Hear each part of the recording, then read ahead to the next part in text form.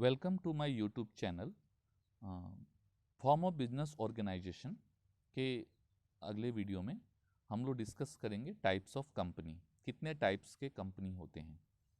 Start करते हैं। इससे पहले हम लोगों ने कंपनी के फीचर्स, एडवांटेज और लिमिटेशंस डिस्कस किए थे। अभी कंपनी से ही रिलेटेड जो टॉपिक है हमारा, टाइप्स ऑफ कंपनी डिस्कस करेंगे। इस वीडियो के बाद अगले वीडियो में हम लोग फॉर्मेशन ऑफ कंपनी डिस्कस करेंगे। उसके बाद एक चैप्टर समाप्त हो जाएगा। स्टार्ट करते हैं।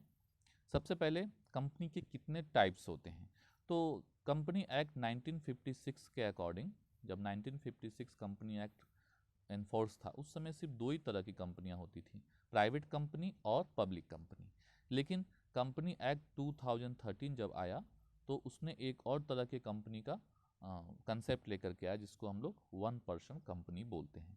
तो इस तरह हमारे पास तीन तरह की कंपनियों का ऑप्शन है। तीन तरह की कंपनी हम खोल सकते हैं, one person company, private company और public company. One person company में मिनिमम कितने मेंबर होंगे? वन, और मैक्सिमम भी वन ही मेंबर होंगे, क्योंकि इसका नाम ही है one person company. Private company minimum 2 member होंगे और मैक्सिमम 200 हो सकते हैं इसमें। और पब्लिक कंपनी में मिनिमम 7 मेंबर तो चाहिए ही चाहिए और मैक्सिमम अनलिमिटेड है, इसमें मैक्सिमम का कोई लिमिट नहीं है। तो एक एक करके हम लोग देखेंगे। सबसे पहले प्राइवेट कंपनी। प्राइवेट कंपनी किसको बोलते हैं? प्राइवेट कंपनी का मतलब ऐसा नहीं है कि सरकार का कंपनी नहीं है उसको प्राइवेट कंपनी बोलेंगे, ऐसा नहीं है। प्राइवेट कंपनी का मतलब कुछ और है। प्राइवेट कंपनी का मतलब एक ऐसा कंपनी, क्या कंडीशन है प्राइवेट कंपनी का, ये ध्यान रखना है। ऐसा नहीं कि सरकारी कंपनी को प्राइवेट, जो सरकारी कंपनी नहीं है उसको प्राइवेट कंपनी कहते हैं, ऐसा नहीं है। प्राइवेट कंपनी का अलग ही डेफिनेशन है as per the company act. क्या डेफिनेशन है कि प्राइवेट कंपनी उस कंपनी को कहते हैं जो रेस्ट्रिक्ट करता है अपने शेयर्स को, शेयर को ट्रांसफ़र करने से रोकता है। मतलब जो अपने शेयर को अपने में किसी दूसरे आदमी में ट्रांसफ़र नहीं कर सकता। Minimum of 2 and maximum of 200 members, जिसमें मिनिमम कितने मेंबर हो सकते हैं? मिनिमम 2 मेंबर हो सकते हैं और मैक्सिमम 200 मेंबर हो सकते हैं, excluding the present and past employ. सबको मिला करके मिनिमम 2, एम्प्लॉय को छोड़ करके सिर्फ शेयर होल्डर मिनिमम 2 और मैक्सिमम 200 तक हो सकते हैं, उससे ज़्यादा नहीं हो सकता। तीसरा है does not invite public to subscribe to its securities. Public को इनवाइट नहीं करता है कि आप आइए हमारा शेयर लीजिए। तो ये सब इतना सारा कंडीशन जिस कंपनी में होगा, मतलब जिसका शेयर ट्रांसफ़र में रेस्ट्रिक्शन है, जिसमें मिनिमम 2 और मैक्सिमम 200 मेंबर होना है, और जिसमें पब्लिक को आप इनवाइट नहीं कर सकते शेयर खरीदने के लिए, उसको हम लोग प्राइवेट कंपनी कहते हैं। तो ये डेफिनेशन होगा। It is necessary for a private company to use the word private limited after its name. और इस कंपनी का पहचान हम कैसे करेंगे? क्योंकि जब भी इस तरह की कंपनी होगी प्राइवेट कंपनी, उसके नाम के साथ प्राइवेट लिमिटेड लिखा रहेगा। जैसे अगर लिखा हुआ है एक्स प्राइवेट लिमिटेड, इसका मतलब वो प्राइवेट कंपनी है, और प्राइवेट वर्ड नहीं लिखा हुआ है, इसका मतलब वो प्राइवेट कंपनी नहीं है। If a private company contravenes any of the aforesaid provision, अगर प्राइवेट कंपनी अगर ऊपर के किसी भी नियम का और किसी भी नियम का उल्लंघन करता है, किसी भी नियम को नहीं मानता है, it ceases to be a private company, तो उसको प्राइवेट कंपनी का जो फैसिलिटी है वो बंद कर दिया जाएगा। And loss all the exemption and privilege to which its is entitle. और जितने भी उसको प्रिविलेज मिलते हैं, एक प्राइवेट कंपनी को एक पब्लिक कंपनी से ज़्यादा प्रिविलेज मिलते हैं। लेकिन अगर वो अपने रूल्स, जो भी रूल्स रेगुलेशन कंपनी एक्ट में बनाया गया है, उसको अगर वो फॉलो नहीं करता है, तो उसकी प्राइवेट कंपनी के सारे एग्जाम्पशन उससे वापस ले लिए जाएंगे। तो पहले क्या क्या एग्जाम्पशन है वो तो देख लें। क्या क्या एग्जाम्पशन एक प्राइवेट कंपनी को मिलता है, क्या क्या प्रिविलेज मिलता है एक प्राइवेट कंपनी को पब्लिक कंपनी से ज़्यादा प्रिविलेज क्या क्या मिलता है। Private company can be formed by only 2 members. सबसे बड़ा प्रिविलेज ये है कि आप 2 मेंबर से भी प्राइवेट कंपनी स्टार्ट कर सकते हैं। लेकिन पब्लिक कंपनी करना चाहेंगे तो वहाँ पे तो आपको 7 पीपल की ज़रूरत पड़ेगी। दूसरा है there is no need to issue prospectus. Prospectus issue करने की ज़रूरत नहीं पड़ती है। प्राइवेट कंपनी को प्रॉस्पेक्टस इशू करने की ज़रूरत ही नहीं है, क्योंकि उसे पब्लिक से शेयर लेना ही नहीं है, पब्लिक से पैसा लेना ही नहीं है। Allotment of share can be done without receiving the minimum subscription. Minimum subscription का भी झमेला नहीं है। पब्लिक कंपनी के लिए एक लिमिटेशन है कि पब्लिक कंपनी अगर 100 शेयर इशू करती है तो कम से कम 90 शेयर पब्लिक द्वारा एक्सेप्ट होना चाहिए। इसको बोलते हैं हम लोग 90% शेयर, मतलब एटलीस्ट 90 शेयर पब्लिक एक्सेप्ट करनी चाहिए, उसको बोलते हैं मिनिमम सब्सक्रिप्शन। तो लेकिन ये पब्लिक कंपनी के लिए नियम है, प्राइवेट कंपनी के लिए नहीं है। प्राइवेट कंपनी के लिए मिनिमम सब्सक्रिप्शन वाला कोई रूल है ही नहीं, तो ये इसको एग्जाम्पशन मिला हुआ है। A private limited company can start business as soon as it receive the certificate of incorporation। एक प्राइवेट कंपनी को बिजनेस स्टार्ट करने के लिए कुछ नहीं चाहिए, बस एक सर्टिफिकेट ऑफ इनकॉर्पोरेशन चाहिए और बिजनेस शुरू कर सकता है। लेकिन पब्लिक कंपनी के लिए सर्टिफिकेट ऑफ कमेंसमेंट भी चाहिए होता है। तो इस तरह से प्राइवेट कंपनी को एग्जाम्पशन मिला हुआ है। Private company need to have only 2 directors, ये भी अच्छी बात है। एक प्राइवेट कंपनी को सिर्फ 2 ही डायरेक्टर चाहिए, लेकिन एक पब्लिक कंपनी को 3 डायरेक्टर चाहिए होता है। और पब्लिक कंपनी जब तक 3 डायरेक्टर नहीं होगा वो स्टार्ट नहीं हो सकती। तो इस तरह से प्राइवेट कंपनी को प्रिविलेज है, लेकिन मैक्सिमम नंबर्स जो डायरेक्टर का दोनों कंपनियों के लिए 15 है, 15 से ज़्यादा डायरेक्टर नहीं रख सकते। Private company is not required to keep up index of members. Private company को अपने मेंबर्स का इंडेक्स रखने की ज़रूरत नहीं पड़ती है, कि हमारे पास कितने मेंबर्स है उसका इंडेक्स बना के रखने की ज़रूरत नहीं है, जबकि पब्लिक कंपनी को है। तो इस तरह प्राइवेट कंपनी को पब्लिक कंपनी से ज़्यादा प्रिविलेज मिलता है। पब्लिक कंपनी किसको कहते हैं पहले वो देखेंगे। जिस तरह हम लोगों ने प्राइवेट कंपनी देखा, उसी तरह public company means a company which is not a private company. जो प्राइवेट कंपनी नहीं है वही पब्लिक कंपनी है। As per the company act, a public company is one which has a minimum of 7 member and no limit of maximum member. Minimum 7 member होंगे और maximum member की जिसमें कोई लिमिट नहीं है। दूसरा है has no restriction on transfer of security, अपने शेयर को किसी को भी ट्रांसफर कर सकता है, इस बात पे कोई रेस्ट्रिक्शन नहीं लगा हुआ है। ठीक उसका उल्टा, प्राइवेट कंपनी का ठीक उल्टा है। Is not prohibited from inviting the public to subscribe its security, public को शेयर खरीदने के लिए कोई भी मना नहीं है, कोई भी पब्लिक इस कंपनी का शेयर खरीद सकता है। However, a private company which is a subsidiary of a public company is also treated as public company। अगर एक पब्लिक कंपनी ने अपना एक ब्रांच खोला है प्राइवेट कंपनी के नाम से, उसको भी पब्लिक कंपनी ही ट्रीट किया जाएगा। जो उसकी सब्सिडरी होगी, जो उसके ब्रांचेज होंगे, उसको भी पब्लिक कंपनी ही माना जाएगा। Difference between public company and private company, दोनों कंपनी में क्या डिफरेंस है? बहुत डिफरेंस है। मेंबर्स की बात करें तो पब्लिक कंपनी में 7 से लेकर अनलिमिटेड तक है, जबकि प्राइवेट कंपनी में 2 से लेकर के 200 तक है। अगर डायरेक्टर की बात करें तो पब्लिक कंपनी को 3 डायरेक्टर चाहिए, प्राइवेट कंपनी को 2 डायरेक्टर चाहिए। मेंबर का इंडेक्स रखने की बात है, पब्लिक कंपनी को रखना ही पड़ता है, प्राइवेट कंपनी को जरूरी नहीं है। ट्रांसफ़र ऑफ शेयर की बात करें तो पब्लिक कंपनी ट्रांसफ़र कर सकती है, कोई रेस्ट्रिक्शन नहीं है, जबकि प्राइवेट कंपनी अपने शेयर को ट्रांसफ़र नहीं कर सकती, रेस्ट्रिक्टेड है, वो अपने सिर्फ मेंबर्स के अंदर ही ट्रांसफ़र कर सकती है। Invitation to public to subscribe the share, public को शेयर सब्सक्राइब करने की ज़रूरत, इनवाइट कर सकते हैं कि नहीं कर सकते हैं? तो पब्लिक कंपनी तो कर सकती है, बट प्राइवेट कंपनी नहीं कर सकती।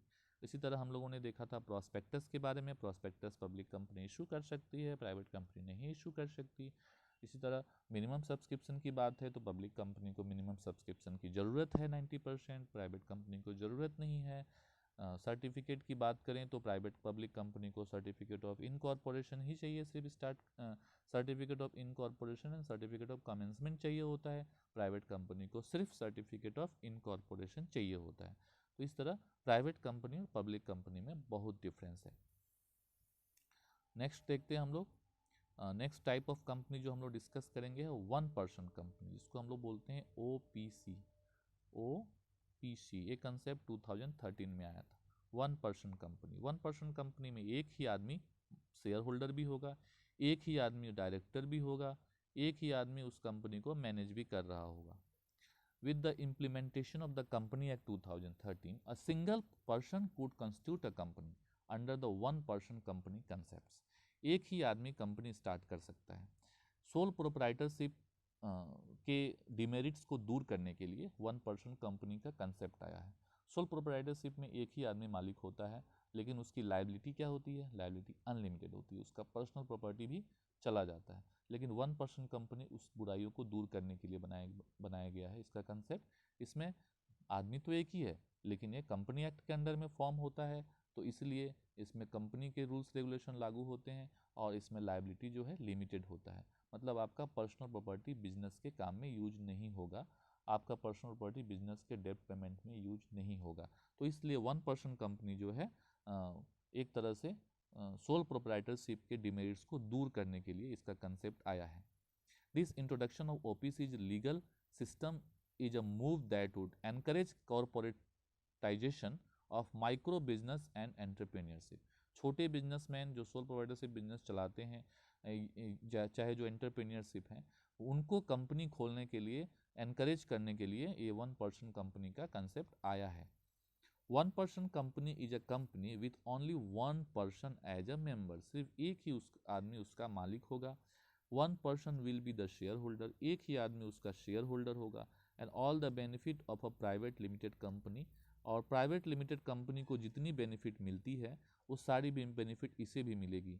जैसे इसका सेपरेट लीगल एंटिटी होगा, प्रोटेक्टिंग पर्सनल एसेट्स आपका यूज नहीं होगा डेब्ट पेमेंट में, from the business liability and perpetual succession, और बिजनेस आगे बढ़ता रहेगा। बिजनेस लॉ से बनेगा और लॉ से ही खत्म होगा। In India, in year 2005, the J.J. Irani Expert Committee recommended the formation of OPC। India में 2005 से पहले OPC का कोई कंसेप्ट था ही नहीं। J.J. ईरानी एक्सपर्ट कमेटी ने इसका रिकमेंडेशन दिया था कि हाँ OPC बनाना चाहिए, क्योंकि ये सिंपलर लीगल रेजिमा में तैयार हो जाएगा और एग्जेम्पशन दे करके छोटे बिजनेसमैन को हम एनकरेज कर सकते हैं, उनको कंपेल नहीं का होना पड़ेगा कि वो बहुत ज़्यादा टाइम वेस्ट करे, अपना एनर्जी वेस्ट करे, रिसोर्स वेस्ट करें ऑन कम्प्लेक्स लीगल कंप्लाइंसेस, क्योंकि प्राइवेट कंपनी बनाने के लिए बहुत ज़्यादा लीगल कंप्लाइंसेस है, तो उस लीगल कंप्लाइंसेस से वो बच जाएंगे अगर ओपीसी बनाते हैं तो। ओपीसी का क्या कैरेक्टरिस्टिक है? ओपीसी 1% कंपनी का सबसे पहला कैरेक्टरिस्टिक ये है कि only a natural person who is an Indian citizen and resident in India shall be eligible to incorporate a 1% company।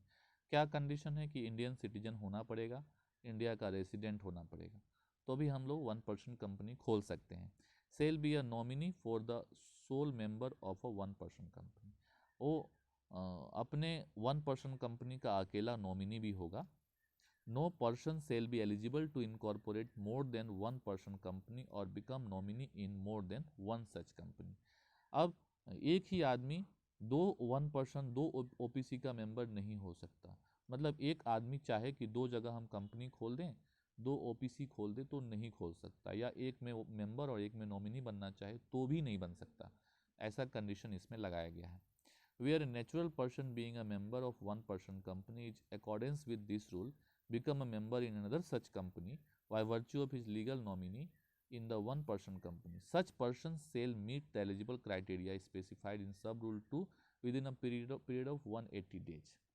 कोई भी आदमी जो एक ओपीसी का मेंबर है, अगर वो दूसरे कंपनी में नॉमिनी बनता है या बनना चाहता है, तो उसे कंपनी एक्ट 2013 के सब रूल 2 को ध्यान रखना पड़ेगा कि वह एक से ज़्यादा कंपनी का मेंबर या नॉमिनी नहीं बन सकता। No minor shall become member or nominee of 1% company. एक माइनर आदमी जो है, माइनर 18 ईयर्स से कम, उसको 1% कंपनी का मेंबर नहीं बना सकते। पीरियड और can hold shares with beneficial interest. 1% company में वो शेयर भी नहीं ले सकता है बेनिफिशियल इंटरेस्ट के लिए ऑफ 100, और can hold share with beneficial interest, beneficial interest के लिए वो शेयर भी नहीं रख सकता। Such company can not be incorporated और converted into company under section 8 of the act. एक कंपनी को किसी और कंपनी में हम कन्वर्ट नहीं कर सकते। ओपीसी को कन्वर्ट करने के लिए कुछ लीगल प्रोसेस को फॉलो करना पड़ेगा, डायरेक्टली हम कन्वर्ट नहीं कर सकते। Such company cannot carry out non-banking financial investment activity, including investment in security of any body corporate. ये कंपनी कौन सा काम नहीं कर सकता? तो non banking financial investment activity नहीं कर सकता, इन्वेस्टमेंट इन सिक्योरिटी का काम नहीं कर सकता। No such company can convert voluntary into any kind of company.